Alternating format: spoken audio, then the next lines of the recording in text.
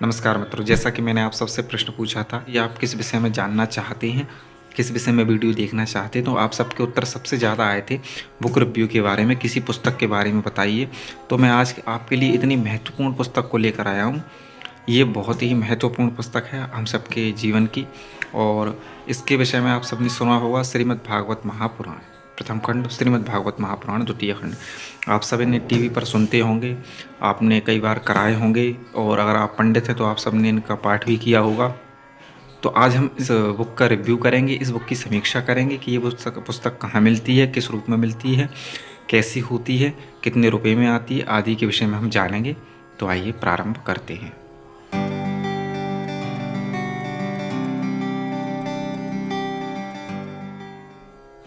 तो मित्रों, ये है श्रीमद् भागवत महापुराण प्रथम खंड सचित्र हिंदी व्याख्या सहित। ये गीता प्रेस गोरखपुर से छपा हुआ है।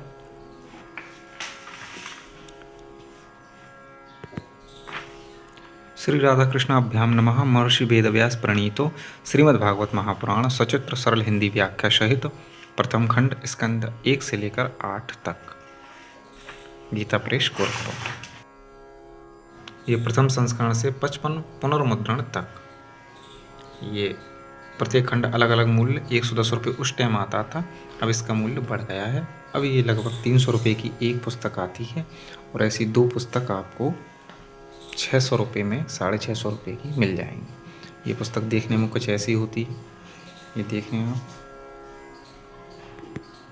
ये स्वरूप है पुस्तक का आगे से, ये पीछे से ऐसी होती है। ये पता डला है गीता प्रेस, पत्रालय गीता प्रेस। ये नंबर गोरखपुर फ़ोन नंबर, ये फ़ोन नंबर दिया है 0551 23 34 721। ये फ़ोन नंबर है। विषय सूची देख लेते हैं अंदर इसमें विषय सूची में क्या क्या दिया हुआ है।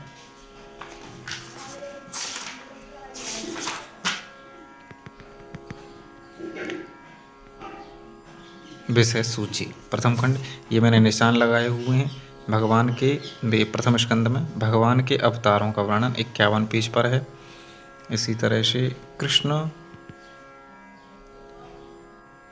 विरह व्यथित पांडवों का परीक्षित को राज्य देकर स्वर्ग से धारणा, और 101 पेज नंबर पर है। महाराज परीक्षित द्वारा दिग्विजय तथा धर्म और पृथ्वी का संवाद, ये 109 पर है। महाराज परीक्षित द्वारा कलयुग का दमन 113 पेज नंबर पर है। इसी तरह से सृष्टि का वर्णन है। ये देखिए ब्रह्मा जी की उत्पत्ति का वर्णन है। इसी तरह से और भी बहुत से वर्णन है इसमें। ये देखिए गृहस्थों के लिए मोक्ष धर्म का वर्णन ये दिया है। इस तरह से आप कुछ संक्षिप्त पूजा विधि भी दी है इसमें, जैसे कि श्रीमद् भागवत पूजन विधि तथा विनियोग, न्यास और ध्यान। तो इससे आप संक्षिप्त पूजा भी कर सकते हैं। ये देखें मंत्र लिखे हैं, ये यहाँ से भी कर सकते हैं आप। पूजन मंत्र लिखे हैं, ये आह्वान आदि लिखे हैं। श्री भगवान स्वरूपिणे भागवताय नमः आसनम समर्पयामि आदि से आसन पूजा आदि कर सकते हैं। और ये पुष्पांजलि मंत्र लिखा है, यहाँ से प्रार्थना है।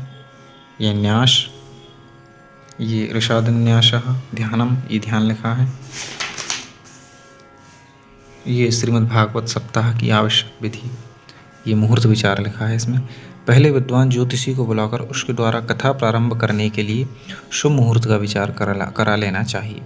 नक्षत्रों में हस्त, चित्रा, स्वाति, विशाखा, अनुराधा, पुनर्वसु, पुख्य, रेवती, अश्विनी आदि ये मुहूर्त आदि के विषय में लिखा है। कथा के लिए स्थान भी लिखा है इसमें, कथा का स्थान कैसा होना चाहिए, ये संपूर्ण चीज़ इसमें लिखी हैं। अगर आप कमेंट करेंगे तो मैं इस पर एक संपूर्ण फुल वीडियो लगभग 15-20 मिनट की बनाकर सब चीज़ें आपको बताऊंगा, अगर आप कमेंट करके पूछेंगे। सप्ताह कथा एक महान यज्ञ, इस विषय में भी इसमें जानकारी दी हुई है। ये महासंकल्प लिखा है, श्रीमद् भागवत का संकल्प कहाँ से किया जाए, ये इसमें जानकारी दी हुई है। और इसके बाद में यहाँ से ये प्रार्थना दी है, गणपति पूजन दिया है। यहाँ से बहुत सी चीज़ें इस पुस्तक में ही दी हैं, पुस्तक में से देखकर भी आप कर सकते हैं। ये देखिए भगवान सुखदेव जी का पूजन भी दिया है।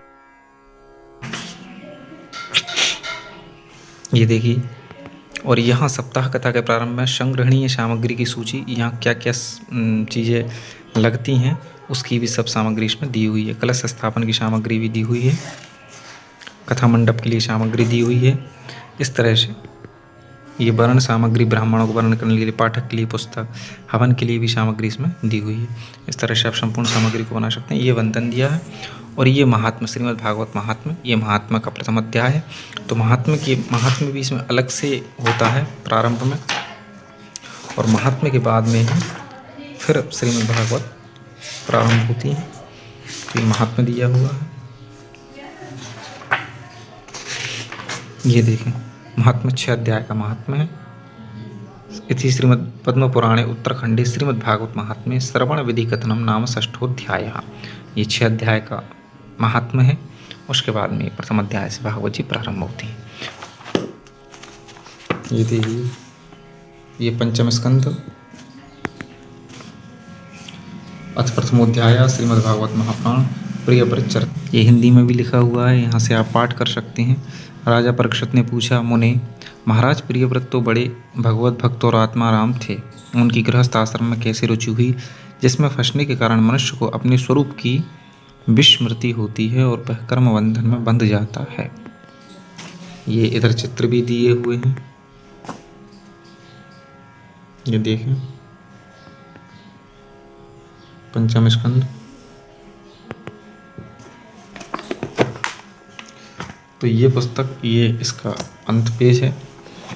ये देखें, इतनी मोटी पुस्तक है, पीछे से ऐसी है। और ये द्वितीय खंड, श्रीमद् भागवत महापुराण द्वितीय खंड, सचित्र हिंदी व्याख्या संहिता।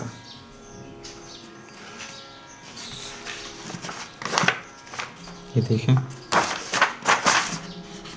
प्राइस वही है इसकी, अब 300 रुपये की आ रही है लगभग। ये विशेष सूची है इसमें।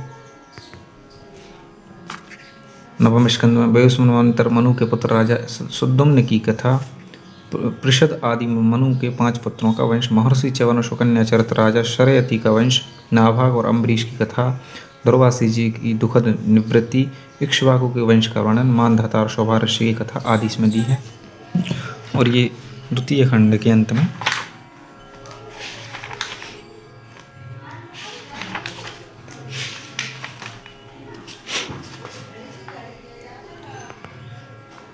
ये द्वितीय खंड के अंत में श्रीमद् भागवत पाठ के विभिन्न प्रयोग आदि दिए हैं, भागवत महिमा दी हुई है, और निष्काम पारायण भगवत प्रत्यर्थम, यानी ये पारायण की विधि दी हुई है। अगर आप निष्काम पारायण कर रहे हैं, पाठक करता 1 ब्राह्मण या 5, पारायण संख्या 100 या 108, विशेष नियम कराने वाला फलाहार हविष्य भोजन करे। ये विश्राम स्थल दी है तीसरे स्कंद के 20वें अध्याय पर, और रुकना है इस तरह से। ये देखिए, यहाँ पर विशेष प्रयोग दिया है, निष्कंटक राज्य के लिए पाठ करता ब्राह्मण 10 पारायण संख्या 158, विशेष नियम प्रतिदिन पाठ के आरंभ में एवं समाप्ति में चतुर्थ स्कंद की ध्रुव स्तुति का पाठ करें। तो इस तरह से ये सभी, धुंधला हो रहा है थोड़ा, पाठ करता यहाँ से जानकारी लेकर ये पारायण कर सकते हैं इस विधि से। ये देखें, अष्टपारायण, अष्टापारायण, अष्टाह पारायण, दशाह पारायण, नवाहन पारायण, द्वादशाह पारायण, पक्ष पारायण। ये पक्ष, मास और ऋतु पारायण प्रतिपद तिथि से ही प्रारंभ किया जाए, यह नियम नहीं है, केवल दिन संख्या का नियम है। ये देखिए, द्वाविंशत्यः पारायण, विश्राम स्थल स्कंद आदि दिए हैं, और पंचविंशत्य पारायण 25 दिन में, 28 दिन में भी इसमें पारायण की विधि दी हुई है। मास पारायण भी इसमें दिया हुआ, 1 महीने में भी आप पाठ कर सकते हैं। समस्त कामनाओं की सिद्धि के लिए विश्राम स्थल दिए हैं, अध्याय दिए, योग अध्याय दिए हैं। तो इस तरह से, तो इसमें ऋतु पारायण दिया हुआ है जो कि 2 महीने का है। तो पारायण तो केवल आप 2 महीने तक के दिया हुआ है, लेकिन उसके बाद भी आप चाहें तो साल भर का या प्रतिदिन 1 अध्याय का पाठ भी कर सकते हैं। निष्काम हिसाब से ये भी बहुत अच्छा महत्व है इसका। तो उम्मीद है आपको बहुत ही अच्छी लगी होगी इनके विषय में जो मैंने जानकारी दी है। अगर आप चाहेंगे तो प्रतिदिन इनके 1 अध्याय का पाठ हिंदी में मैं आपको सुनाकर वीडियो अपलोड किया करूँगा, प्रतिदिन 1 अध्याय का। जैसे कि ये अध्याय है सप्तविंशो यानी 27वां अध्याय है। तो इसका ये हिंदी का पाठ, मैं प्रतिदिन एक अध्याय का पाठ आपके लिए अपलोड किया करूँगा वीडियो। बताएं इस पुस्तक के बारे में आप क्या जानना चाहते हैं, क्या समझना चाहते हैं, और भी अगर कुछ पूछना है तो कमेंट करके ज़रूर बताएं। धन्यवाद।